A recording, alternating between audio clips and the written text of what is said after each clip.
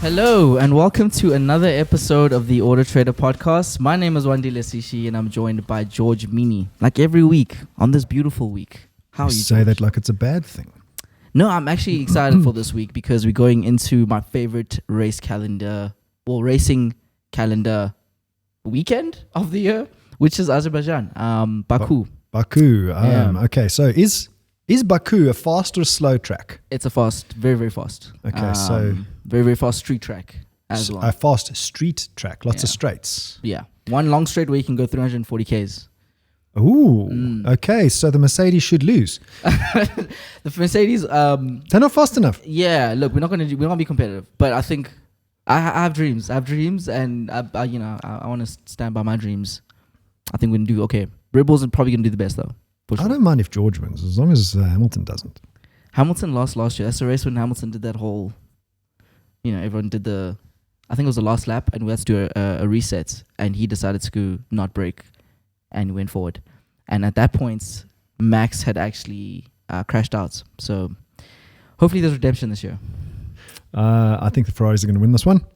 Dreams. No, I think they're the faster car on the straights as well as the corners. For sure, but I think the Red Bull is now a lot quicker on the straights actually. Okay. Because of their power. They have a lot more power than the Ferraris. But I think the Max and Checo are going to be running different packages. I know Max likes his car a little bit, safer or with more downforce than... More downforce, yeah. Yeah. As long as anybody can win. For sure. As long as his name's on Hamilton. But everyone's going to win. Everyone's going to win. Everyone can't win. I'm so sad. I have no comebacks this year. It's so hard. Okay. So before we get into the show, I had a really interesting conversation with our studio manager, Reno. Special shout out to Reno, who was basically showing me the Kinsey report from a while back. And he spotlighted something that was quite interesting. Mm-hmm. So before I go into exactly what that is, I wanted to ask, how frequently do you change your brakes on your I-Pace? Brake pads. Your brake pads. I haven't had it long enough to change yet, but that depends on how often you use the brakes, and it will be less than an ICE vehicle because of regen braking. So you would change them less than... Okay. So it wouldn't be the same as a routine change that you would get on, let's say, a Range Rover Sport. Specifically a Range Rover Sport for this example. I don't know if you can compare a Range Rover Sport to an I-Pace. It's a bigger, heavier car. Technology's different. So I would imagine that you can only compare a car to itself when it comes to brake pads. Okay. You can't compare a car to another car because what if the Range Rover Sport has much bigger discs? For sure. Okay. And the brake pad itself is a lot larger. Okay. The physics in that means that the brake pad must last longer. Okay, so you can't compare a disc this big with a pad this big to a disc this big with a pad that big. It goes without saying that the bigger the pad, technically speaking, the longer it would. It should last. Okay, and then the other reality is these electric vehicles are a lot heavier. Than ICE vehicles because of the battery. So therefore, if you do use the brake pedal. On the electric vehicle, which you hardly ever do, right? Well, I hardly ever do. Okay. It doesn't mean that everybody hardly ever does. Yeah. Okay. If you do use the brake pedal, your brake pads are going to wear down faster. Much faster, yeah. So it's not a de facto that the brake pads are going to last longer. It depends on the driving style, what you're comparing to, all of that stuff. I would say is a factor. But would you say that based on your current experience of it? I mean, you've had the car for what, almost a year? Almost a year. It's not long enough. Are you planning to change them though within the next? Don't know. First service is coming up now. Okay, so we did we were looking at the Kinsey report essentially to see what are the costs of, let's just say, a general service, and essentially as a result of the brake pads being so much more expensive on the I-Pace, you're paying almost 4,000 rand more than with with an ICE vehicle. However, is that technology or is that capitalism? This is, I wouldn't say I think it's technology more than thing. I wouldn't say it's capitalism because. Okay, so what in the brake pad makes it more expensive? That's what we need to research, and I think it's something that we should definitely look into. Because I can promise you now, Ferodo would have made a brake pad that is equal. I'd like to disagree with that because I know even with tires, for instance, it's so specific to An EV. the EV usage that I think even with brake pads, down to small things, I think they, things that you wouldn't think are. I don't know if I agree with the brake pad issue. Don't know, because like fundamentally it's doing the same thing. How does regenerative braking work? Because I think that on would. the motor. Oh, okay. Well, it doesn't use the brakes. Oh, understood. It reverse polarity to the electric motor. Yeah. That's how it charges the battery through the inverter. For instance, the rear brake pads are almost 3 times more expensive. But once again, I think that has a lot to do with, like, for instance, they have to take weight into consideration when they're making these EVs. Yes. No, I agree. But so it can only be weight because fundamentally you're doing the same thing. The same thing, yeah. You can't, like, there is nothing in an EV that makes the brake pad. A brake's a brake is a brake is a brake. Cleverer. Yeah. You know, the technology, I think, Might be is a little different. No, it's the same. How can it be different? I have no It's idea. got a brake freaking disc. I'm just trying to find out what's going on here. Like, what is this? I think it's a good question to answer. Like, is there different technology inside the brake pads and brake discs of an EV? I don't think so. Man, we're gonna debunk some myths as we do every. Like, why should it be 4,000 rand more expensive? Let's find out. We'll find out for sure. I think it's a dumb idea. Not to find out, but the fact that it's 4,000 rand more expensive. So Not because I have to pay for it now. I can see you getting riled up. Like, what am I paying for? What am I paying for? I'll find out for you. I think we'll debunk the myths and find out. Okay, my opinion is there should be no difference. Yeah. Okay, in the tech.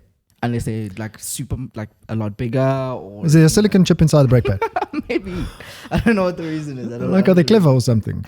No. I just honestly don't think so. I don't see why it should be more expensive. The only thing I can think of is the car's relatively heavier. So they need beefier brake pads, or like different type of brake pads. Like, what would be the? Do we put truck brake pads in there? It's like 50 tons. Yeah, no, maybe that's the case. I don't see the technology. I'm argument. so sorry for bringing this up because It's I okay. can tell you want to get to the bottom of this immediately, but we will. I promise you, we will. You know what? If there's one thing that I haven't really gone to try and study is the brake pads and brake discs of an EV, and that's because you hardly need them. So on my EV, literally I push the brake pedal. In most instances, I push the brake pedal on the last 3 meters. Look, I highly doubt that it's capitalism because these numbers are for the world to see. So I don't think it's something where the OEM's trying to get an extra buck off of the fact that you own this. I don't. Very niche vehicle. I am a capitalist. Yeah. Okay. It's just would you put a 3 times price on essentially? No, I believe in playing into the market forces, right? So profiteering and ripping it is also the wrong thing to do. You've got to be able to build scale, blah blah, fish base. So the market forces often won't allow you to profiteer like that. I agree. But look at Apple. One of the most so I don't know if they're the most valuable company in the world still, but look at Apple. Why are they the most valuable company in the world? The most expensive mobile phone. Yeah, I mean, people are willing to pay that premium for good quality, right? Good quality, yeah. Quality that you can. Let's be honest, you can find pretty much on a Samsung for sure. Never. I mean, this is like a Hamilton Leclerc. I definitely like to argue this. I think you can definitely find the same quality in hardware specifically in a Samsung. Yeah, I would say maybe hardware, but then again, the experience is going to be different. M1 chip, core chips in the product. Yeah. Okay. So I mean, we're not here to talk about consumer electronics, but let's just kind of debunk this thing quickly. Yeah. The thing about Apple is the hardware and the software are made for each other. Okay. Designed from the ground up for each other. Yeah. Right. The design of the chip, the manufacture of the chip is done by third parties. Yeah. But the design on the chip is made for the Apple software. Maybe that's the case with these brakes in the And iBrakes. no, I want to talk about the Samsung. Okay, let's stick to Okay. The Samsung chip is not designed with Android in mind. In mind, yeah. Okay, it's not the same company that designs the chip and makes the software. Yeah. And so you're right. The actual chip and the hardware is equal. Yeah. Potentially. But I would argue that because the two companies are separate, the one that makes the hardware and the one that makes the software, specifically with Samsung, specifically with Android and Samsung, or an Android and anything. Yeah. Therein lies I think the competitive advantage of Apple is because it's the same company doing the hardware and the software. They can kind of plan for not necessarily use case, but getting the efficiency and the best case out of that sort of experience for the end user. They just make it work. So but anyway, we're talking about premium prices, etc. And is it because it's an iPace that this the phone is ringing again. Like last week, it was one of my friends trying to get into my hangar to take his airplane out because he had put it in there for a couple of weeks, and so I don't know if you remember, my phone was ringing off the hook. Ringing, yeah, it was ringing off the hook. You refused to answer, and I couldn't answer it. We were on the show, so anyway, so I phoned him afterwards. He had opened up the hangar, but he couldn't switch the alarm off. So the alarm was going off. The security arrived there. Security started phoning me. So anyway, a bit of a side note. But so let's dig into the brake pads. Definitely. We'll answer that question. Answer the question, because I don't see why there should be a massive price difference. We'll definitely find out. But let's get into the show. So scams everywhere. Are all scams equal? That's what we'll be talking about today. Is the top 5 scams that we've currently are most popular.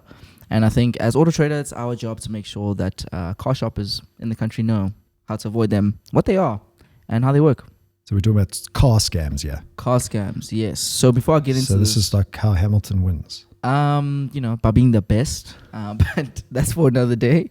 The latest car scam that I've seen, I don't know if you've seen this one doing the rounds right now, but it's essentially a scam that utilizes social media as it's all these scams sits somewhere, and this one specifically sits on social media, and the South African Police Services has kind of alerted people to the fact that it's happening, where someone looks like they're selling their car online and basically take your money from you. Okay, so this is a scammer that's selling a car. Yes. But it's a bogus sale. It's a bogus sale. Not necessarily that the car doesn't exist, but it could be, that the person just has a way of getting away with your money before you actually get delivery of the vehicle. I don't know if you've ever been a victim of a scam before. No. I think I follow the principles. Yeah. Quite well, and I, in most instances, I think in all instances really, I see them coming. Yeah. Clicking on links, looking at the profile of the user.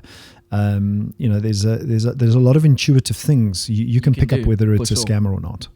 So when I was purchasing my first vehicle, and I think that's one of the big things that you always mention is that a car purchase can be very sensational, and it's a very emotive purchase. So when I was buying my first vehicle, I found the perfect vehicle, essentially. You thought you did. I thought I did, because it was too good. And that's the thing, right? It's too good to be true. Is one of the when it is too good to be true, it is. It usually is, yes. Yeah. But I'm a young person who is, I think this was like 4 years ago, trying to get my first vehicle. And I was like, oh, this is definitely the one. I don't have experience, but this is the vehicle that, kind of caught my eye. I think a lot of people get caught up in or get wrapped up in that sort of I'm thinking. And luckily I had my parents to be like, do not buy this car. Funny enough, 3 months later I saw the same listing, different accounts, exact same description. So, it probably was. Yeah, I mean, so the bottom line is use a trusted platform. AutoTrader is a trusted platform to buy a car. So, we are painstakingly meticulous at trying to moderate out bad listings. Doesn't mean that a bad listing can't exist. It's just we're very focused on moderating out bad listings. Whereas on social media, the platform that can't do that. They don't know a scammer from a non-scammer. Mm. You know, if I've got a profile and I want to put a car up, I can put a car up. Yeah. There's no one moderating the content. Yeah. So I'd say the first thing is don't buy a car on social media. Yeah. It's not the place to buy a car. Essentially, you have a high chance of being scammed when it's a private user on a platform that is not moderated. Is what you're saying? Correct. Like social media or any platform where there's little moderation. Yeah. If you see listings stay on for a very long period of time, okay, you know that's not moderated. Especially if it's a good listing. That's the first sign is how long has this listing been up? Then you know it's not a moderated platform. 100%. So I'm going to get into the top 5 scams. The first one is called the sight unseen purchaser. So this scam involves essentially a potential buyer contacting you and offering you the vehicle without you actually seeing it. Think of kind of a salesman from like the 70s who's just quick mouth, you know, he's got everything for you, telling you that everything will be sorted out. All they need is for you to send the money immediately.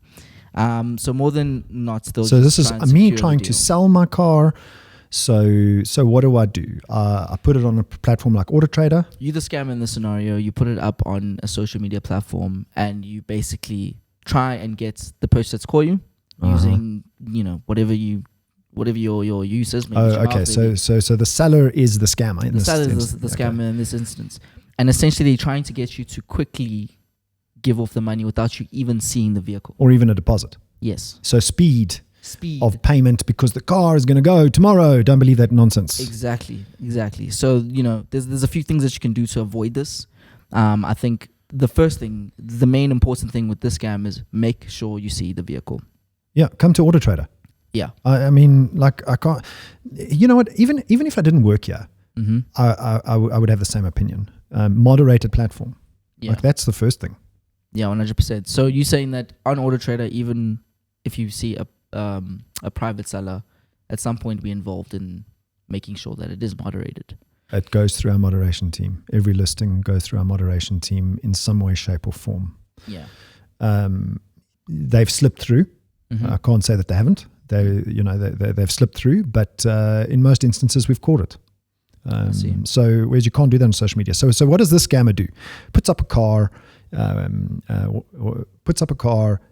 elicits some sort of kind of engagement with you as the buyer. Yes. And then wants payment. Immediately. Part payment.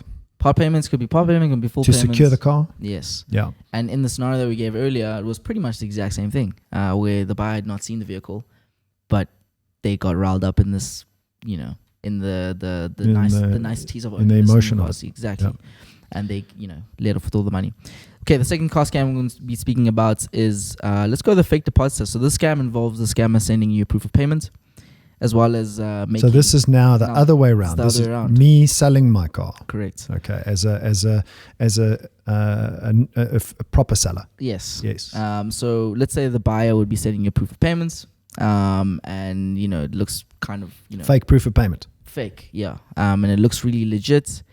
And then as soon as you release the car, you find out that essentially the payments was not real. Okay, so I mean, this is a like you I don't understand how this scam can even exist. The reason I say that is because with the banking system that we have, right, especially in South Africa, we have got some of the top banking rules in the world. South Africa, that's how we, you know, got pneumonia from the economic meltdown in 2008. We weren't as badly affected as the rest of the world because of our banking system.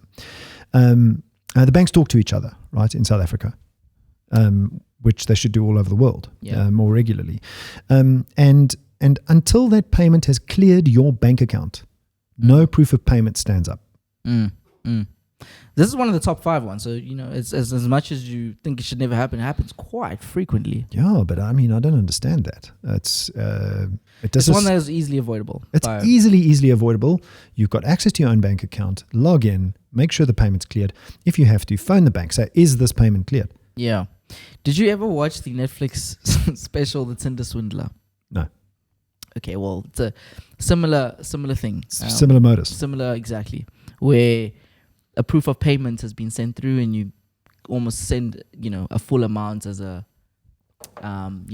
it's coming in 3 days. Please, can you just give me the amount in the interim? and then it's good. That's how he basically swindled women essentially out of their money. But similar thing, fake paperwork sometimes works, unfortunately. So the fake depositor, this is actually what I was just referring to right now. No, that's what we just spoke about. So the identity thief. These scammers are out for one thing, and they want to just take everything from you, which is your identity. So when you are essentially, buying a car, be careful of giving out all your information, because do you know how this is? Do you know how this is happening now? Is they're taking your cell phone SIM and doing a SIM swap. I met somebody who had it done to them the other day. Yeah. So what they do, because people are now onto this identity theft thing. You don't give your bank PIN out for your card. You don't. All of the things people are starting to kind of get onto now. The latest thing with this identity theft is SIM swaps. And what they do is somebody will phone you. Okay. Now, you won't give your bank card PIN out, you won't give your ID number out, all that stuff. But they say to you, we're phoning from the network, whether it be, one of the networks in the country. Yeah. And there's something wrong with your SIM, or they can spin you a story, and then they say to you, we just need your SIM PIN. Yeah. Okay. Yeah. In order to fix it for you. Yeah. Right. You give them your SIM PIN over the phone. And they go to the nearest store, and they go do a SIM swap. Yeah. And all they needed was your SIM PIN in some way, shape, or form. Now, I'm pretty sure the shop has to check identity, so maybe they've got copies of your stuff. Or they're just working with these stores or they're working with somebody in the store. But the thing about doing the SIM swap means that they can get the SMSs for your bank account. OTPs. OTPs. Yeah. Because all of those are OTP SMSs. And that's how they're stealing. So be careful. Your cell phone is such an integral part of your world that you should give none of your information out over the phone. So if you're buying a car privately, let's say, how would you avoid giving all your information? Because it's on some level it's required for the information to be exchanged. So how do you know for fact if you're buying a car or selling a car? Both. Well, if you're selling a car, you're in control because OTP, you've got the car papers, and you've got to physically meet at some point. So you give nothing over the phone, nothing over email until you've got the money in your bank account. If you're selling, right? If you're buying, no information until you actually have possession of the car, or you are and you've checked out this individual legitimately. Yeah, it requires physical interaction, I think. So don't do anything over the email and phone until don't do it virtually. Yeah. Virtual car buying and selling has been tried in the world. It works to a certain degree. Carvana is an example. Yeah. E-commerce. But by and large, it's still physical. Yeah. Okay, the next one is the test drive thief. So possibly the worst, most dangerous type of scammer is the one who well, this is really just another word for hijacking, right? This is just another word for hijacking. I think it's an elaborate hijacking scam. So essentially, let me buy a car, and they take it for a joyride, and they don't come back. Well, I mean, the first thing is, if you're going to meet the buyer, there's a whole lot of rules, or should I say suggestions, on AutoTrader.co.za. If you go to the sales section of AutoTrader, and you're more than welcome to phone into our call center and get some tips on what to do to avoid this. For sure. Some of them are meet in a public place. Some of the signs of a scammer that's going to take your car like this is constantly changing the meeting place. Mm-hmm. That's what their modus is. They constantly change the meeting place, which then, is the moment you're not in your own territory or in a familiar territory, your senses don't work properly. And then you get the car taken from you. Okay. Yeah, I think that's basically all the time we have. I think we've actually gone through a lot of the do's and don'ts as well. So there's no need to have an entire session for that. But yeah, I think the main thing is just be vigilant and use a trusted source. Well, if you're selling, check out the buyer. Yeah. Okay. Don't give any information away virtually. Okay. At all. check out the buyer. Your information, of course. Your information, or the car's information for that Okay. matter. Check out the buyer properly. If you are the buyer, make sure that you actually physically inspect that car. Best thing to do, buy from a dealer. Yeah, that's always going to be. It's going to be your safest bet every time. Yeah. And, Okay. and a reputable dealer. And just use AutoTrader. I think you can Yes. you can do both. You can do both those things on AutoTrader. Just buy from AutoTrader or even sell on AutoTrader 100%, yeah. and you should be okay. Yeah. That's all the time we have. Thank you so much. See you at Baku. See you in Baku.